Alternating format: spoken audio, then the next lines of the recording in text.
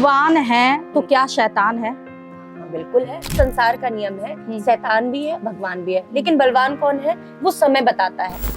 क्या ये टोटके, ये जादू टोने काम होते हैं? सिद्धियां हैं और नकारात्मक शक्तियां हैं तो टोन टटके भी हैं। जब पीरियड्स वगैरह होते हैं तो क्या कहते हैं, हमारे में ये मानता है कि औरतों को मंदिर नहीं जाना चाहिए, जोत नहीं जगाना चाहिए, क्या ये मानता सही है? हाँ बिल्कुल सही है। किस गुरु से आप ज्यादा इंस्पायर है? गुरु नानक देव जी से? हाँ, गुरु गोविंद सिंह जी से। गुरु गोविंद सिंह जी से। देखिए मुझे सिख धर्म बहुत अच्छा लगता है। मैं दुख का मायरा हूँ, मैं दुख का मायरा हूँ, मेरा दुखड़ा मिटा देना गुरुदेव दया करके मुझको अपना लेना। या परमात्मा जो है वो हमारे मन की सारी बातें जान जाते हैं ना, तो क्या मन की बातें तो वो समझ जाते, तो क्या हमें पूजा करना, कथा सुनना, मंदिर जाना ये चीजें जरूरी है, क्योंकि वो तो हमारे भाव समझते हैं? हाँ जी बिल्कुल। देखिए एक बच्चे को अगर आप घर पे पढ़ा रहे हैं, मम्मी पापा बुआ, इससे भी ज्यादा अगर आप बोलने को सिखाएंगे तो वो बोलेगा, लेकिन फिर भी उसे स्कूल क्यों भेजते हैं, उसे शिक्षा ग्रहण करने के लिए क्यों भेजते हैं? क्योंकि वो एक शिक्षा, अगर बच्चा स्कूल जाएगा तो उसे शिक्षा भी मिलेगी, उसके अंदर संस्कार भी आएंगे, मैनर्स भी आएगा, उसे बहुत तरीके से समाज में रहने का एक तरीका भी मिलेगा। ऐसा कुछ अच्छा होता है, या हम अगर कुछ अच्छा करते हैं तो हम कहते हैं भगवान शुक्रिया कि आपने मुझे इतना दिया कि मैं आगे बांट रहा हूँ, भगवान शुक्रिया कि आपने मेरे से ये अच्छा काम कराया। अगर अच्छे काम में भगवान का हाथ होता है तो हमारे से अगर बुरा काम होता है तो वो भगवान के सिर पे क्यों नहीं? तो सबसे प्रिय होता है भगवान को, भगवान सबसे ज्यादा परीक्षा उसकी लेते हैं। परीक्षा लेते हैं, और ऐसे समय में अगर व्यक्ति भगवान पे विश्वास कर रखा है तो उसके जीवन में आने वाले किसी भी समय में भगवान उसका साथ नहीं छोड़ेंगे। और उसी समय अगर वो नास्तिक हो गया और ये किसी से कह दिया, मान लीजिए मेरे मन में है, मैं भगवान से गुस्सा हूँ तो मैं कह दूंगी कि हाँ मुझे बात नहीं करनी है, तो अब आज के बाद हमारी तुम्हारी कट्टी हो गई, मुझे तुमसे कोई बात नहीं करनी, ना मुझे तुमसे कुछ मांग। लेकिन मैंने अगर थर्ड पर्सन से ये बात कह दी तो भगवान को बुरा लग जाएगा, क्योंकि अगर हम दोनों बेस्ट फ्रेंड हैं और मैंने अपने बेस्ट फ्रेंड की बात को किसी दूसरे थर्ड पर्सन से लीक कर दी तो वो सामने वाली तो नाराज हो जाएगी ना कि देखो हम दोनों बेस्ट फ्रेंड थे, हमारे बीच की बात थी और उसने तीसरे को बता दिया। सेम ऐसे भगवान की। क्या औरतों को अपने सिर पे जो है वो चुन्नी रखना जरूरी है? बिल्कुल जरूरी है। हम गुरुद्वारे जाते हैं तो हमारा सिर कभी नंगा नहीं रहता, पर अगर हम मंदिर जाते हैं तो हमारा सिर नंगा रहता है। हमेशा क्या जानता है कि राम तो वड्डा उन्हां दा नाम है, कोई भी कर्म करो ते रब उसका फल दिंदा है, राम नाम जिहड़ा लैंदा है कहंदे ਉਹ तर ਜਾਂਦਾ है। ਸਾਡੇ ਨਾਲ ਅੱਜ ਜਿਹੜੇ ਨੇ अयोध्या तो खास गुरायां ਦੇ ਵਿੱਚ पहुंचे हुए ने साध्वी उमा भारती जी। पहले तो जय श्री राम। जय श्री राम आपको भी। जैसे मैंने कहा कि जो राम का नाम लेता है कहते हैं वो तर जाता है, सच बात है? बिल्कुल सच बात है। जैसे कि पूज्यपाद गोस्वामी तुलसीदास जी महाराज ने रामचरितमानस में लिखा है, भाई कुभाई अनख आलसहु नाम जपत मंगल दिसि दसहु। अर्थात ये कि आप कैसे भी नाम जप कीजिए, भाई से भाव से नाम लीजिए। बहुत सारे होते हैं जैसे संत जन होते हैं बड़े भाव के साथ नाम लेते हैं, कुछ लोग गुस्से में नाम ले लेते हैं, कुछ लोग आलस में नाम लेते हैं, कुछ लोगों के मुंह से कभी कभी गलती से नाम निकल जाता है।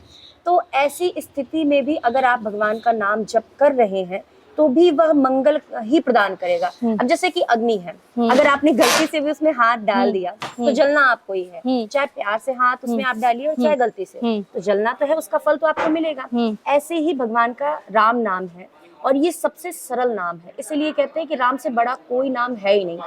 अच्छा, हमेशा कहा जाता है कि राम जो है या परमात्मा जो है वो हमारे मन की सारी बातें जान जाते हैं ना, तो क्या मन की बातें तो वो समझ जाते, तो क्या हमें पूजा करना, कथा सुनना, मंदिर जाना ये चीजें जरूरी है, क्योंकि वो तो हमारे भाव समझते हैं? हाँ जी बिल्कुल। देखिए एक बच्चे को अगर आप घर पे पढ़ा रहे हैं, मम्मी पापा बुआ, इससे भी ज्यादा अगर आप बोलने को सिखाएंगे तो वो बोलेगा, लेकिन फिर भी उसे स्कूल क्यों भेजते हैं, उसे शिक्षा ग्रहण करने के लिए क्यों भेजते हैं?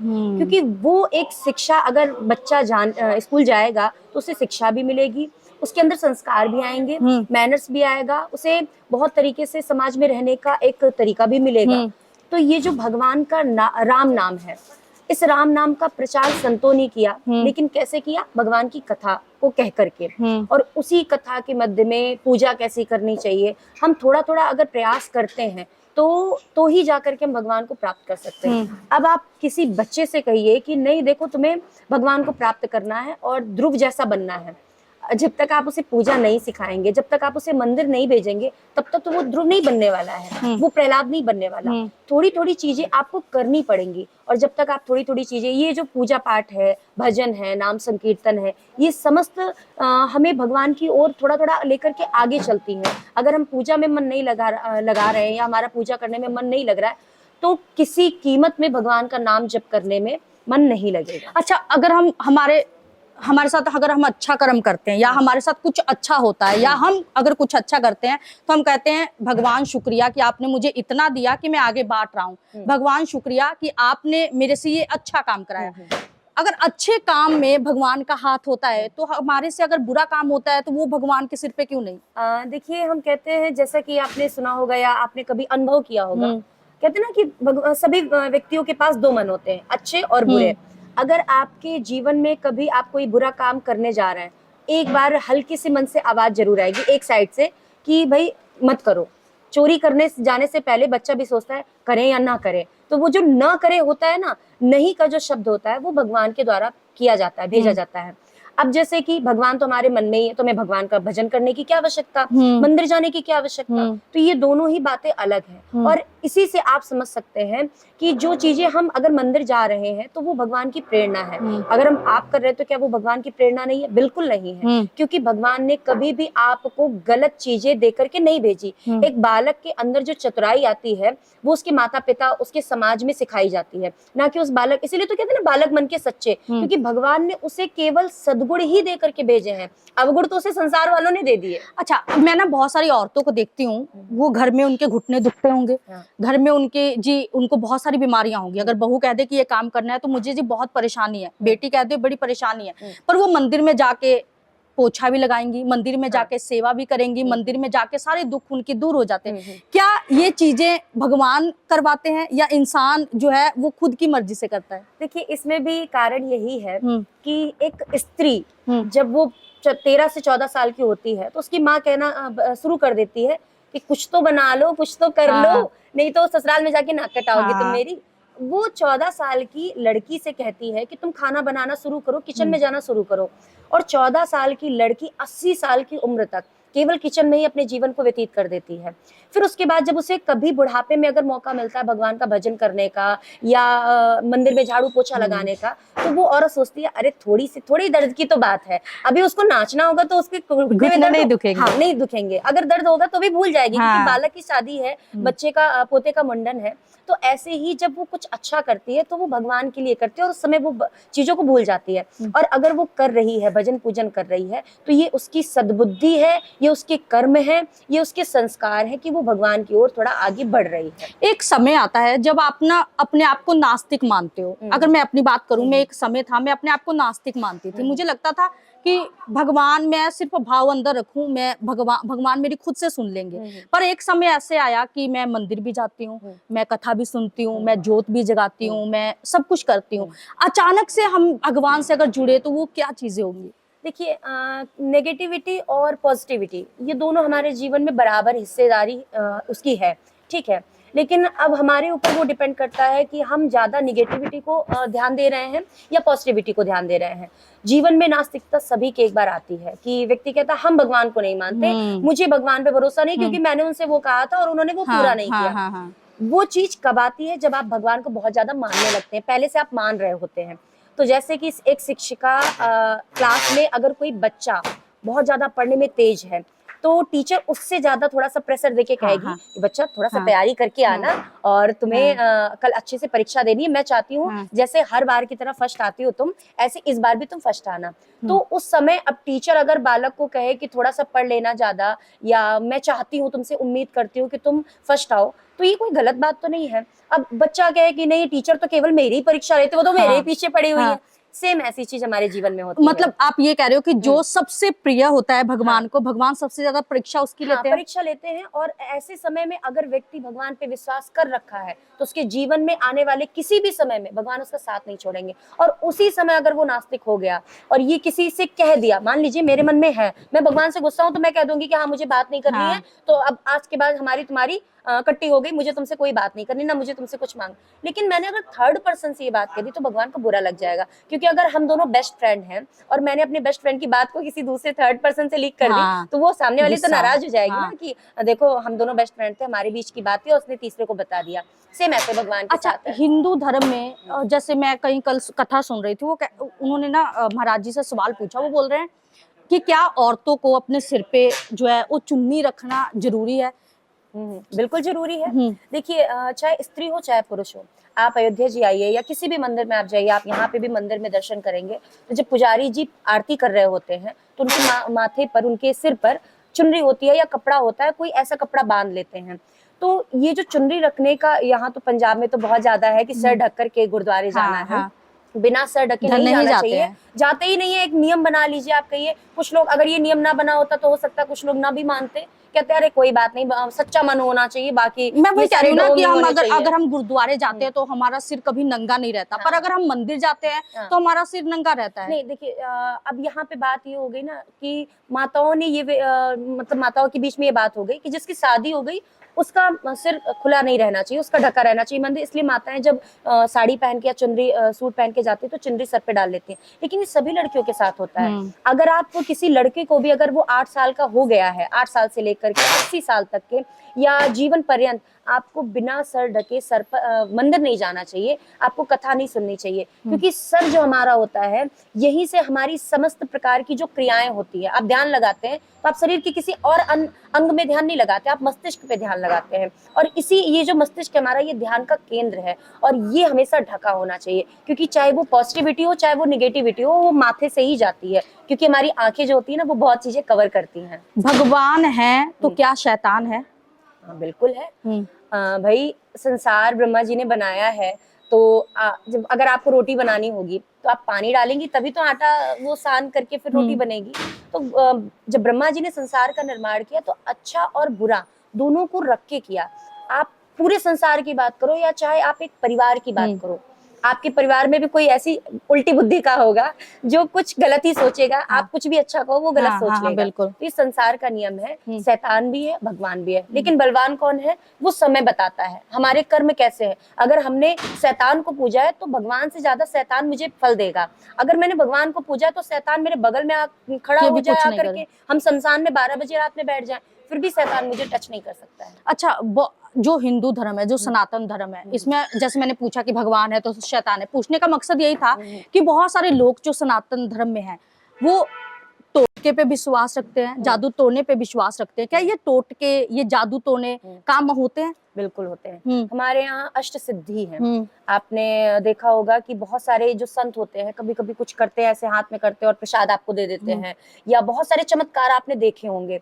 तो ये जो सिद्धियां हैं, वो जो चमत्कार है ना, वो परिणाम है, लेकिन जो हमने तपस्या की है वो सिद्धि है। और जब हम सिद्धि को प्राप्त कर लेते हैं तो कुछ लोग, भाई आपके पास अगर पैसे हैं तो ये साधारण सी बात है कि आप चाहे उसे मंदिर में चढ़ाए और चाहे किसी वैश्यालय में जाकर के दे आए, तो हमारे अंदर जो शक्तियां प्राप्त हो जाती है जब हम सिद्धि करते हैं, तो हम किसी की भलाई में लगा दें या किसी के काम को बिगाड़ने में लगा दें। तो ये सिद्धियां होती हैं, टोन टटके भी होते हैं, लेकिन संत हमारे यही कहते हैं कि भाई टोन टटका से ज्यादा जो कोई एक 9 ग्रह आपने सुना होगा, लेकिन हमारे यहाँ एक 10वां ग्रह भी है, वो है भगवान का अनुग्रह। अगर 9 ग्रह नहीं काम कर रहे हैं, आपके समस्त सारे ग्रह खराब हैं, राम जी के नाम का जप कीजिए, आपका वो जो 10वां ग्रह आएगा ना, अनुग्रह भगवान का, वो समस्त ग्रहों को शांत कर देगा। इसलिए सिद्धियां हैं और नकारात्मक शक्तियां हैं तो टोन टटके भी हैं। जैसे बहुत सारे एक इंसान है जो भगवान को बहुत ज्यादा मान रहा है, दिन रात पूजा कर रहा है, पर उसके पीछे उसके दुश्मन है जो उस पर जादू टोने टोटके कर रहे हैं, तो क्या वो बिना, अगर उसको नहीं पता है कि उस पर किसी ने किया कराया है, तो क्या वो भगवान उसको काट सकते हैं ऐसी चीजों को? हाँ बिल्कुल काटते हैं। क्या प्रहलाद जी के ऊपर इतनी सारी विपत्ति आई, भगवान ने रक्षा नहीं की? ध्रुव जी 5 वर्ष के थे, वो माता जी ने कहा कि जाओ भगवान का भजन करो, तुम्हारी विमाता ने, सुरुचि ने सही तो कहा, जाओ जाके भजन करना चाहिए। और वो 5 वर्ष का बालक, उसने ना कभी बाघ देखा ना कभी सिंह देखा, भगवान ने रक्षा की। तो ऐसे ही जब भक्त निश्चिंत होकर के मतलब सब कुछ समर्पित करके भगवान के ऊपर कि अब अच्छा हो या बुरा हो मुझे पता ही नहीं है, मेरे साथ क्या होने वाला है, इस भाव से अगर कोई बैठ जाता है तो चाहे सारी शक्तियां मिलकर के, पूरे ब्रह्मांड की शक्तियां मिलकर उसका बाल भी बांका करना चाहे तो नहीं कर सकती है। अयोध्या से आप आए हो, अयोध्या नगरी राम नाम से पूरी सजी पड़ी है, हमें तो अभी मौका नहीं मिला जाने को। बहुत सुंदर, हम तो कहेंगे वैकुंठ है हमारी अयोध्या जी, पहले भी थी। आप त्याग की भूमि अगर किसे कहे ना तो वो हमारी अयोध्या जी है। लेकिन आज थोड़ा सा लोग थोड़ा आधुनिकता की ओर बढ़ रहे हैं, विकास तो हर जगह चाहिए। तो अयोध्या जी में जो आप आधुनिकता देख रहे हैं और जो चमक देख रहे हैं वो हमारे रामलला सरकार के आने से हुई है। एक तो दीपावली पे जो साल भर में केवल एक दिन मनाया जाता है, दीपक जला के लोगों को लगता है भगवान आए हैं, लेकिन अब तो राम जी पूरे विश्व में आ चुके हैं। उनका जो जन्मभूमि है, उनकी जन्मभूमि उन्हें प्राप्त हो चुकी है। वो अपने गर्भगृह में, आप जाइए कभी देखिएगा, अभी हम कल ही दर्शन करके आए हैं जन्मभूमि।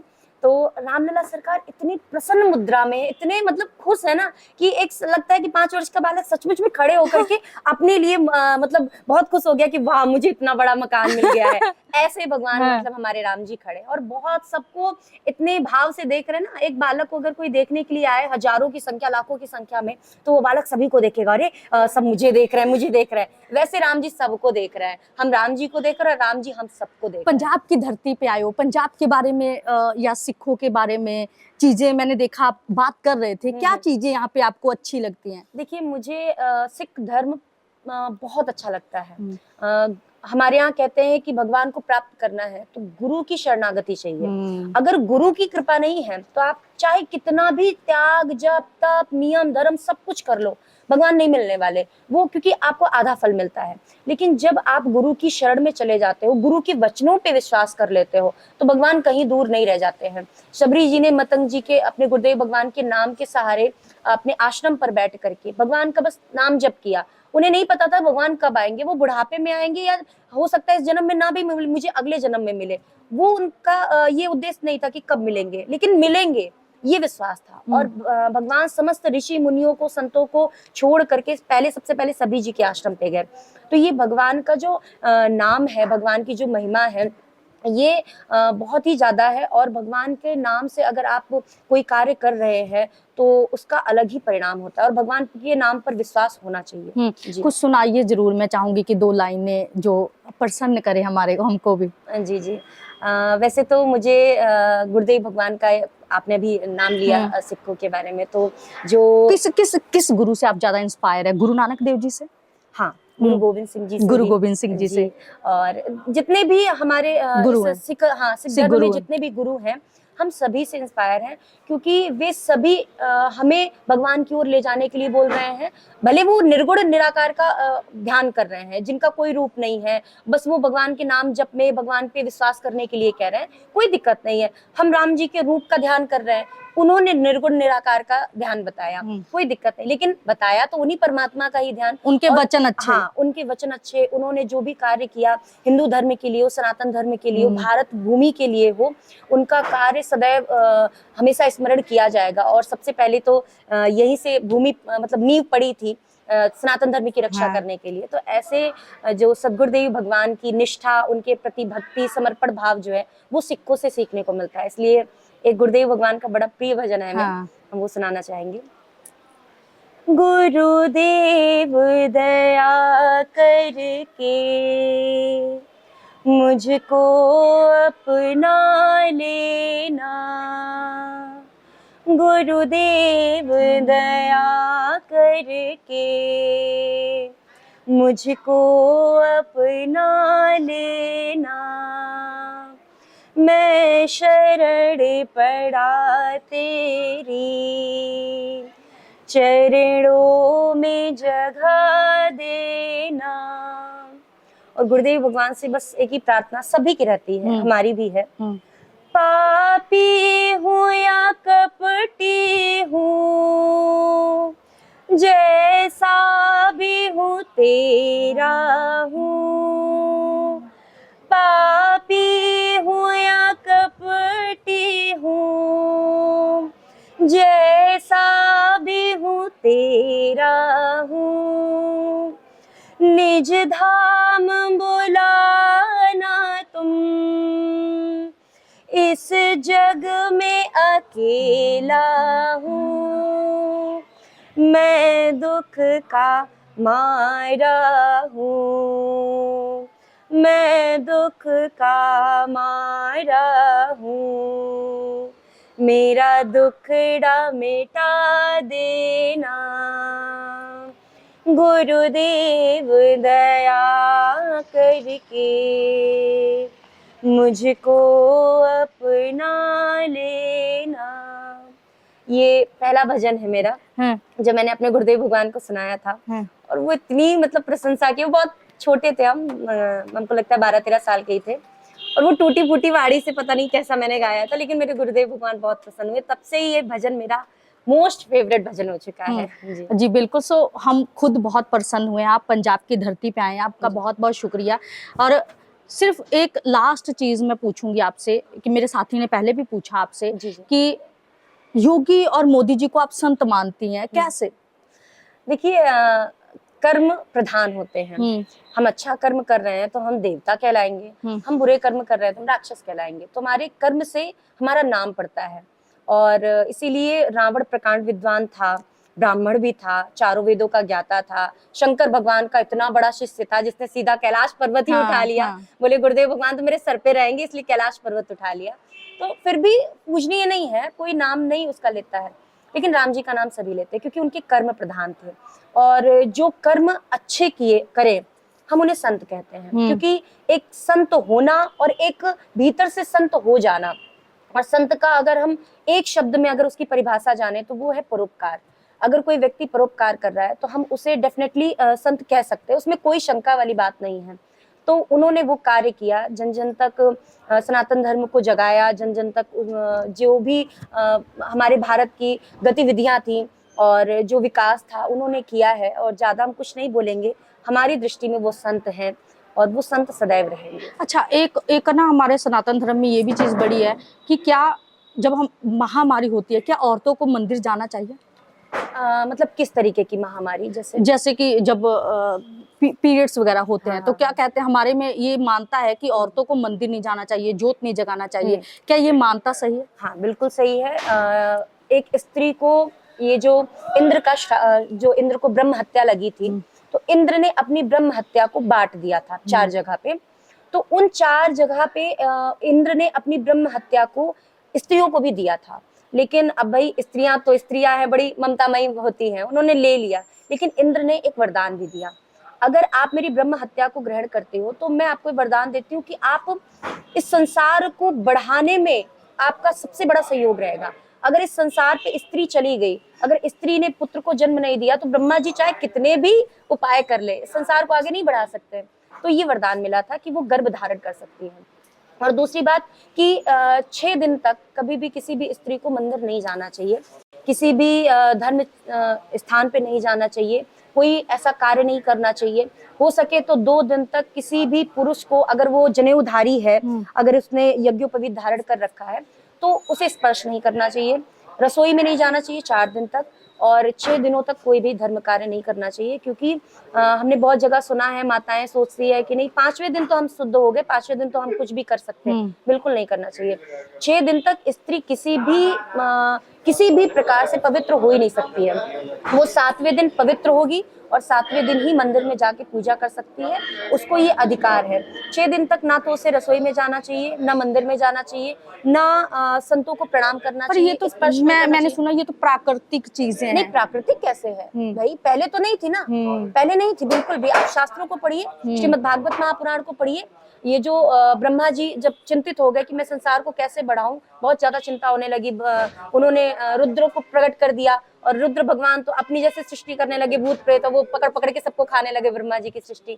चिंता हुई, शरीर के 2 हिस्से हुए, जिसमें से वाम भाग से स्त्री और दाहिने भाग से पुरुष हुए, मनु शत्रुपा। इन दोनों को भी आज्ञा दी कि आप तपस्या करो जाके और भगवान से वरदान मांगो कि मुझे पुत्र प्राप्त हो।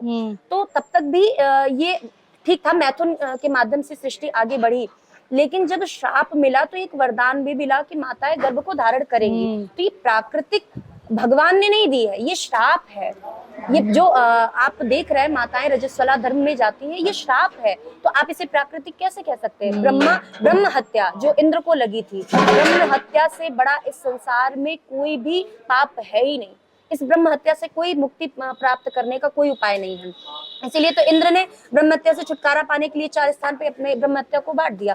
प्राकृतिक बिल्कुल भी नहीं, और ये कहना बिल्कुल गलत है कि ये प्राकृतिक है, ये श्राप है, और जो श्राप है तो उसको उसे मानना स्वीकार चाहिए, करना पड़ेगा। स्वीकार करना पड़ेगा, और आपको उन नियमों का पालन भी करना जी पड़ेगा। बहुत बहुत शुक्रिया, आप जी। ये पंजाब की धरती पे आई, हम जी, जी। सबको आपने प्रसन्न किया। जी, जी। सो जय सीताराम। जय श्री राम, जय श्री राम। आपका भी बहुत बहुत